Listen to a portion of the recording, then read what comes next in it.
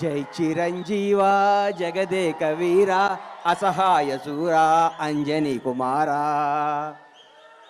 ఏ బ్రహ్మ ముహూర్తాన Konidela Venkatrao megastar Chiranjeevi అనే శివశంకర్ ప్రసాద్ అంజనమ్మ కడుపున బీజ వేశాడో కానీ ఆ బ్రహ్మ ముహూర్తం 71 సంవత్సరాల నుంచి నిరంతరం వెలిగిస్తూ అభిమానుల్ని రక్షిస్తూ ఎందరికో జీవనాభాది కల్పిస్తూ అందరికీ నేనున్నానని భరోసా ఇస్తూ ముందుకు నవయువకుల్లా తిరుగుతున్న మెగాస్టార్ చిరంజీవి గారికి జన్మదినం సందర్భంగా నా హృదయపూర్వక పాదాభివందనాలు తెలియజేసుకుంటూ నేను ఈరోజు ఏడుకొండల వెంకన్న సాక్షిగా, శ్రీశైలం మల్లన్న సాక్షిగా, బెదవాడ కనకదుర్గమ్మ తల్లి సాక్షిగా, సింహాద్రి అప్పన్న సాక్షిగా, యాదగిరిగుట్ట నరసింహస్వామి సాక్షిగా, నేను కొలిసే అయ్యప్ప స్వామి సాక్షిగా నిజాలే మాట్లాడతా.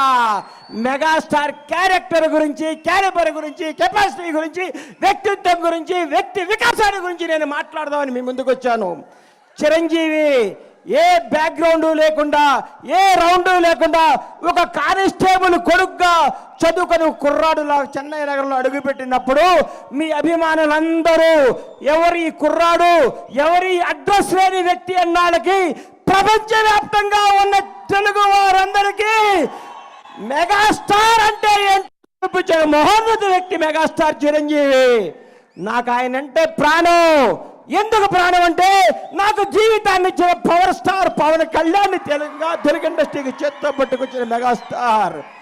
ఈ భారతదేశంలో ఏ నటుడికి, ఏ మెగాస్టార్కి దగ్గర అదృష్టం రామ్ చరణ్ రూపేణ ఆయన లెగసీని కంటిన్యూ చేయడానికి పుట్టించిన మహోన్నత వ్యక్తి చిరంజీవి. ఎంతమంది స్టార్లు ఉన్నారు భారతదేశ వ్యాప్తంగా ఉన్న స్టార్లందరికీ ఒక సూపర్ స్టార్కు ఇంకో సూపర్ స్టార్ పుట్టాడా? ఒక మెగాస్టార్కు మెగా పవర్ స్టార్ పుట్టాడా? ఏం కొడుకుని కన్నావయ్యా మెగాస్టార్. నీ వ్యక్తిత్వం గతంలో చాలా మంది ఓరు దాటేదాకా ఓరి మల్లనని పనిలేక బోడి మల్లన్ అంటున్నా. ఈ రోజుల్లో చిరంజీవి గారు అన్నా నీ వెనకాల ఎంతమంది ఉంటే ఏంటి, ఊడితే ఏంటి? నీ క్యారెక్టర్ భావి తరాలకి, భవిష్యత్ తరాలకి ఒక రామాయణం, ఒక భగవద్గీత, ఒక భారతదేశ స్వతంత్రానికి పోరాడే కాదల్లాగా చిరంజీవి చరిత్ర కూడా అందరి హృదయాలు లిఖించుకుంటారని నేను మీ అందరు గర్వంగా చెప్తున్నా. చిరంజీవి వ్యక్తిత్వం. ఈ మధ్య నేను చిరంజీవి గారింటికి వెళ్ళి మర్చిపోయి మీకు చెప్పడానికి వెళ్తే అన్నయ్య కొంచెం లేట్గా వచ్చాడు. ఏంటన్నా లేట్గా వచ్చావన్నా? మా చెల్లికి నడువు నొప్పిగా ఉంటే జెండు బాంబు రాస్తున్నారు ఆ లోపల అన్నాడు. అదే చిరంజీవి క్యారెక్టరు. ఈరోజు కూడా 85 ఏళ్ల తల్లిని కొడుకులాగా పట్టుకొని కాళ్ళ ఒత్తుతూ ఇంట్లో పెట్టుకొని కంటికి రెప్పలా చూస్తున్న క్యారెక్టర్ చిరంజీవిది. చిరంజీవి వ్యక్తిత్వం ఎవరికి తెలుసు? కంటికి రెప్పలాగా తన కుటుంబాన్నే కాదు నాడుకునే వాళ్ళందరినీ. 25 సంవత్సరాల కింద బండ్ల గణేష్ ఏందండి అడ్రస్ లేనోడిని, అడ్రస్ అంటే తెలియనోడిని.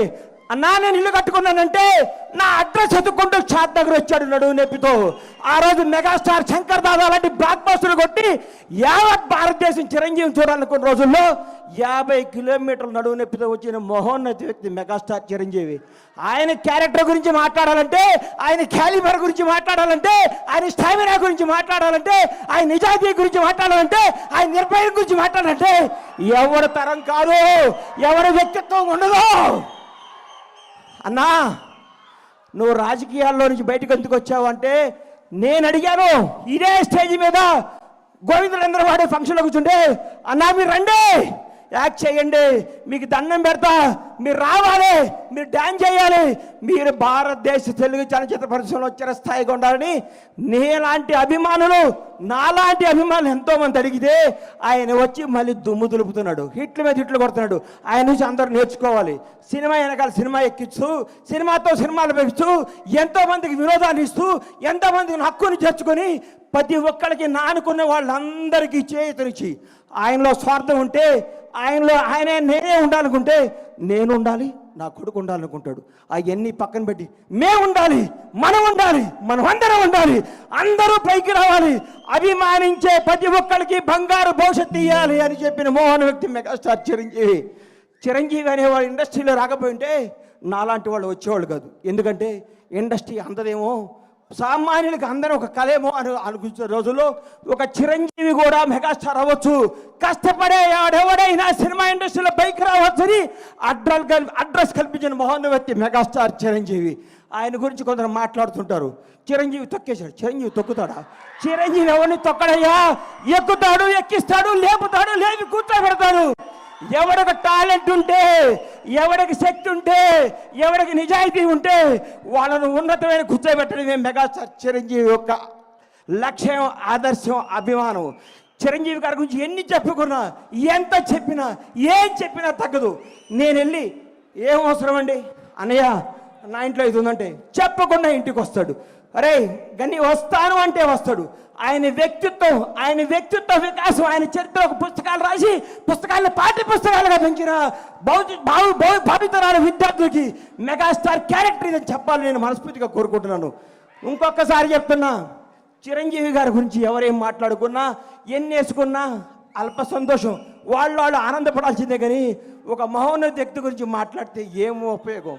ఇలాంటి బర్త్డేలు ఇంకెన్నో చేసుకోవాలని, ఇంకెన్నెన్నో హిట్లు వేయాలని, ఇంకా ఎంతగా వేయాలని మనస్ఫూర్తిగా కోరుకుంటూ ఈ అవకాశం ఇచ్చిన మెగా అభిమానులందరికీ, ముఖ్యంగా మిత్రుడు స్వామినాయుడు గారికి హృదయపూర్వక కృతజ్ఞతలు తెలియజేసుకుంటూ సెలవు తీసుకుంటున్నాను.